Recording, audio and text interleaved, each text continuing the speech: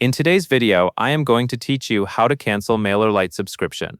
To get started, open your web browser and sign in to your Mailerlite account. Once you are logged in, you should land on your Mailerlite dashboard. This is the main control center where you manage your campaigns, subscribers, and account settings. Next, look to the top right corner of the page. You will see your profile icon or your account name. Click that profile area to open the account menu.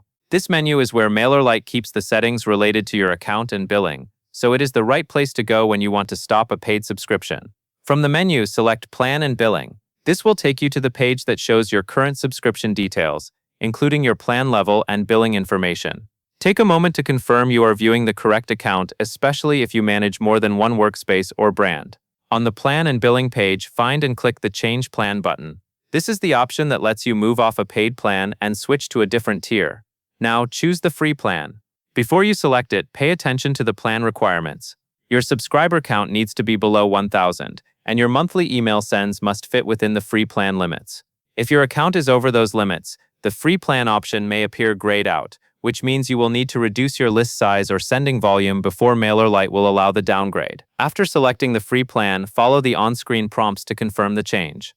Mailerlite will guide you through the final confirmation so you can be sure you are switching plans intentionally.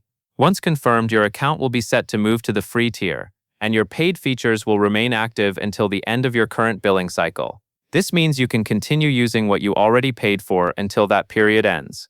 That covers everything you need to know, and that is all there is to it.